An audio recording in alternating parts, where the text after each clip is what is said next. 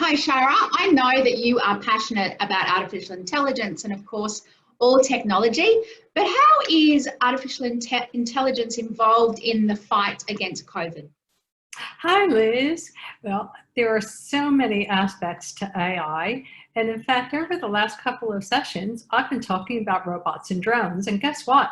They're powered by artificial intelligence. So in a way, I've already been talking about AI and the fight with COVID. But what I'm going to do today is talk more about the data analytics side of artificial intelligence as opposed to the physical robots and other things that can be done with artificial intelligence. So let me share a slide with you. The first thing that AI is really good at is taking huge data sets, and I mean huge data sets, analyzing them, and with help from humans using techniques like reinforcement learning so that the AI doesn't go astray, making sense of this massive data that humans couldn't possibly compute through in a very timely manner. And what's really interesting is that there's an AI that was developed up in Canada, in Toronto, called Blue Dot. And on New Year's Eve this past year, it started to pick up a cluster of pneumonia cases in Wuhan, China. And this was actually the first indication of coronavirus, although at the time we didn't really know what it was. But it's a really good example of how AI and big data can be used to try to assimilate patterns of infectious disease.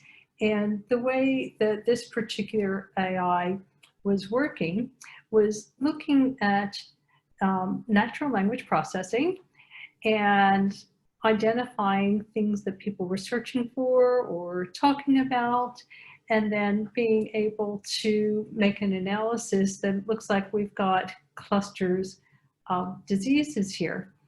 Another similar and equally interesting aspect of AI is looking at CT scans and radiological scans and other imagery and working with doctors to figure out whether a person may or may not have a particular condition. And it's quite a lengthy explanation, which I won't go into now. Perhaps when we go into a little bit deeper in medical technology, I'll explain how that works in more detail. But relevant to coronavirus, in China, Alibaba developed an AI that can look at CT scans and very quickly, in about 20 seconds or so, determine whether there looks like there might be a sign of the disease. And I think that's absolutely fascinating use of AI to help fight COVID-19. Definitely is, yeah. Very keen on that one. Yeah, well, big data and AI, they're sort of like a match made in heaven. As long as we have the human reinforcement in there and the human oversight for ethics and to make sure that the outputs are not biased and that they are congruent with what a human would make as a decision.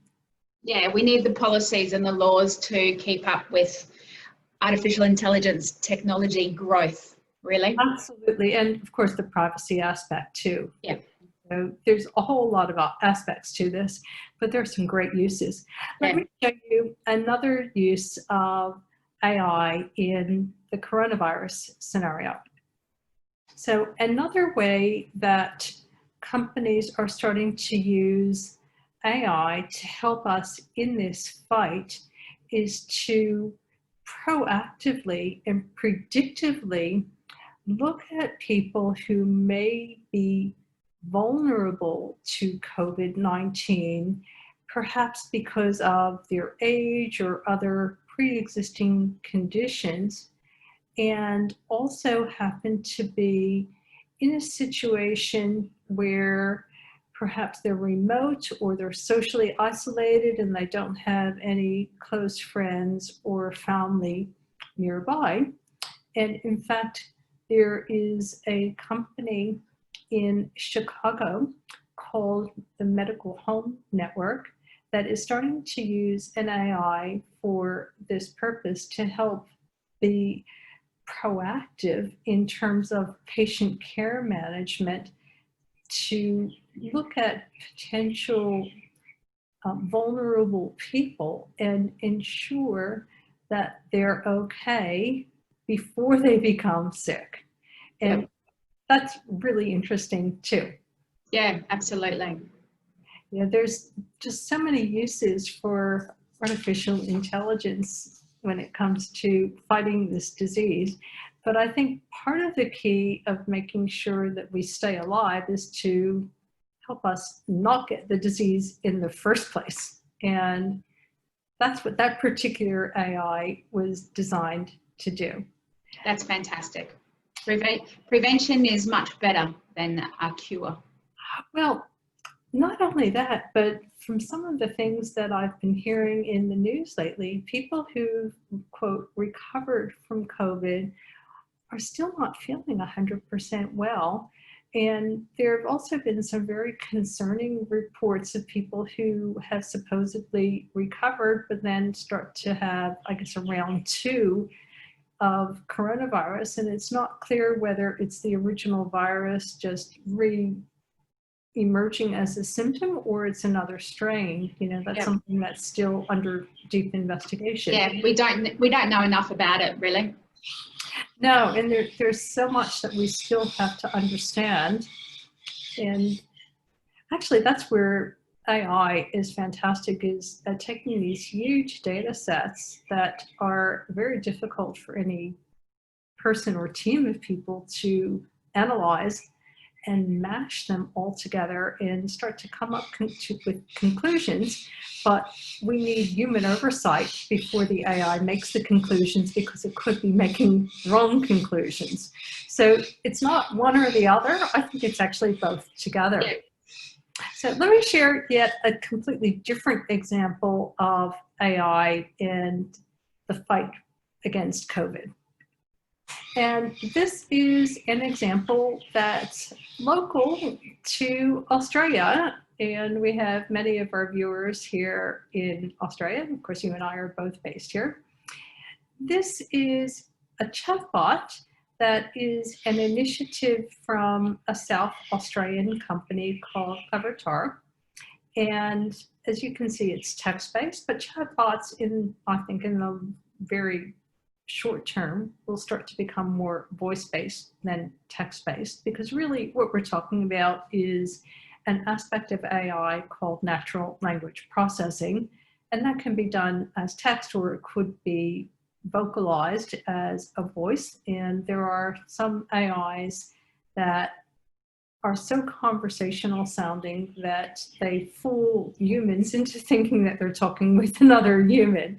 I haven't played with this particular AI myself, but it was designed to provide an information repository with high quality information about COVID-19, where you can actually ask a set of relatively predetermined questions that deal with COVID and allow the chatbot to answer your questions coming from an authoritative database that has been vetted by humans. So it's not the AI making up answers, it's actually using a database of vetted information.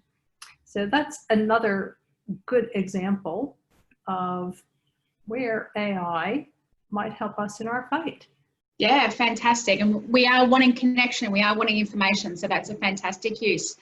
But that's the end of our future talk for today. We ran out of time again. We did. I'll see you next week. See you, Shara.